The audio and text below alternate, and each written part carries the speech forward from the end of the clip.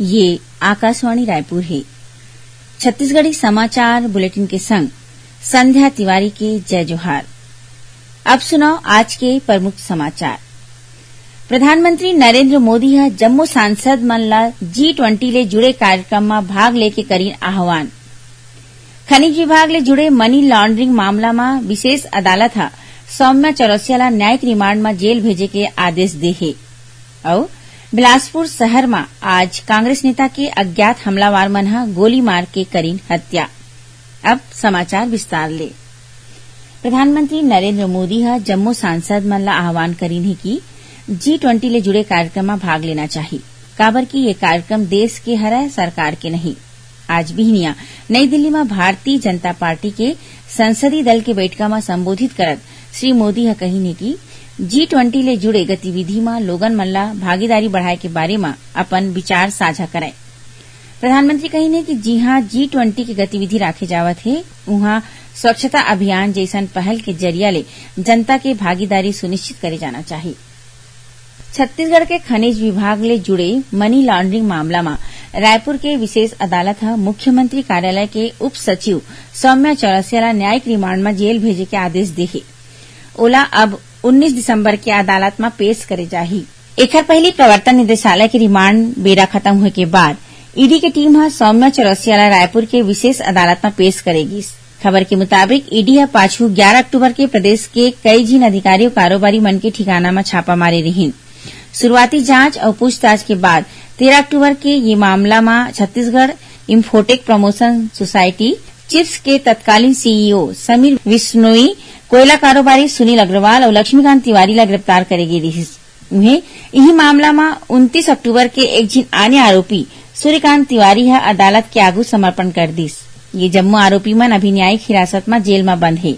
उन्हें 2 दिसंबर के राज्य प्रशासनिक सेवा के अधिकारी सौम्या चौरसिया ला गिरफ्तार करेगी रहीस।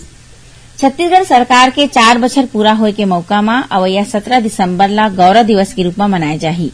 ये दिन मुख्यमंत्री जनता के नाम संदेश घलो दीही। गौरव दिवस की तैयारी के बारे में मुख्य सचिव अमिताभ जैन ह आज वीडियो कॉन्फ्रेंसिंग के माध्यम ले जम्मू संभागायुक्त, कलेक्टर, जिला पंचायत के सीईओ, वन मंडल अधिकारी और सहकारिता विभाग समेत ये आयोजन ले जुड़े बड़का अधिकारी मन के बैठका लीन और गौरव दिवस के आयोजन के संबंध में जरूरी निर्देश दीन। गौरव दिवस के दिन बिहनिया 11 बजे ले राज्य के जम्मू गौठान, तेंदुपत्ता संग्रहण केंद्र, नगरीय क्षेत्र के हरेक वार्ड मन के संग प्राथमिक सहकारी सोसाइटी परिसर और धान खरीदी केंद्र मन में कार्यक्रम के आयोजन करे जाही। भेंट मुलाकात कार्यक्रम के दौरान मुख्यमंत्री भूपेश बघेल आज महासमुंद जिला के खल्लारी विधानसभा क्षेत्र के दौरा करीन। ये मौका में मुख्यमंत्री घुंचापाली के चंडी और खल्लारी मंदिर ला पर्यटन जगह के रूप में विकसित करे के घोषणा करीन। उमन मरार कसीबहरा गांव में हाई स्कूल खोले, मुनगासेर में जिला सहकारी केंद्रीय बैंक के शाखा, बागबहरा के सामुदायिक स्वास्थ्य केंद्र में 100 बिस्तर ला बढ़ाए के संग कई ठिन आने घोषणा करीन। एकरे संग मुख्यमंत्री गांव कोमाखान में शहीद वीर नारायण सिंह के मूर्ति ला स्थापित करे के घोषणा करीन। छत्तीसगढ़ में कोरोना वैक्सीन के प्रिकॉशन डोज लेवैया मन के संख्या 75 लाख ले ज्यादा हो गई। प्रदेश में अब तक 75,02,191 लोगन मन ला प्रिकॉशन डोज लगाए जा चुके हैं। राज्य में कोरोना ले बचाव बर अब तक कुल 5,03,22,000 ले ज्यादा टीका लगाए गए हैं। इमा ले 2,24,66,000 ले ज्यादा टीका पहली खुराक और 2,03,53,000 टीका दूसर खुराक के रूप में लगाए गए हैं। प्रदेश में 18 बछर ले ज्यादा आयु वर्ग के 94% लोगन मन ला कोरोना रोधी टीका के दोनों खुराक दे जा चुके हैं। अंबिकापुर के राजमाता देवेंद्र कुमारी सिंहदेव चिकित्सा महाविद्यालय में 5वें दिन रात 4 झीन नवजात लड़का मन के मौत के मामला में शिशु रोग विभाग के सीनियर रेसिडेंट ला निलंबित कर देगी। निलंबन अवधि के बेरा ओमन ला जिला चिकित्सालय सूरजपुर में अटैच करेगी।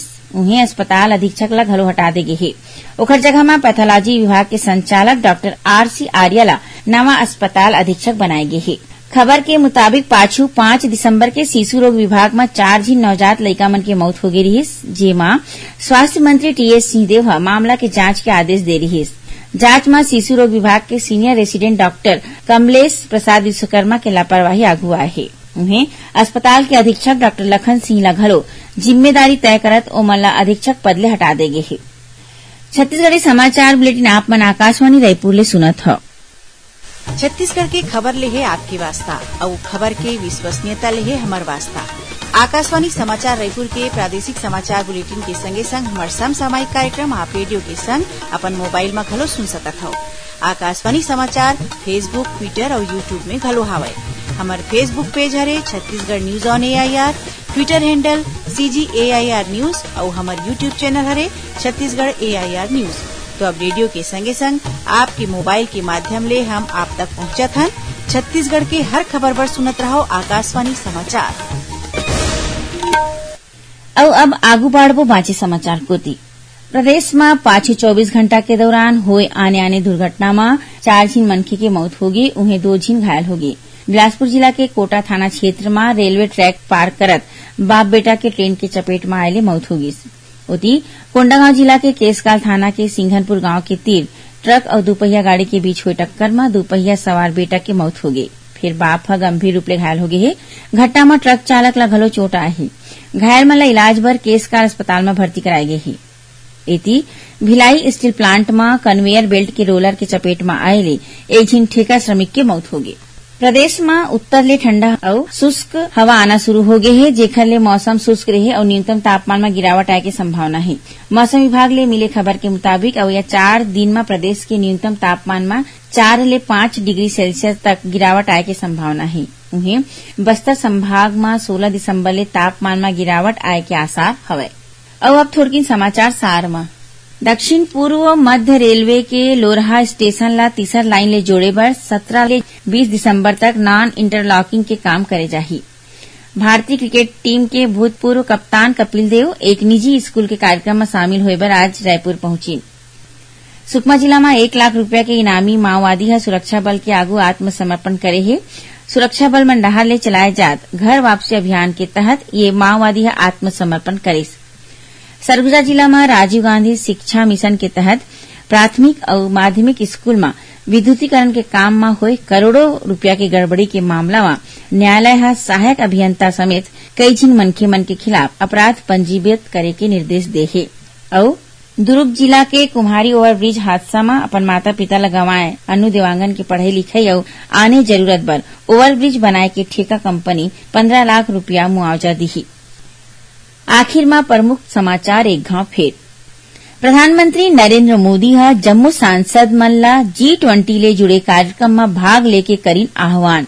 खनिज विभाग ले जुड़े मनी लॉन्ड्रिंग मामला में विशेष अदालत हा सौम्या चौरसिया ला न्यायिक रिमांड में जेल भेजे के आदेश दे है।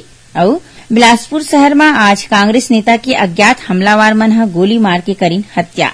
एक संग छत्तीसगढ़ी समाचार बुलेटिन इहे सिरावत है। जय जोहार।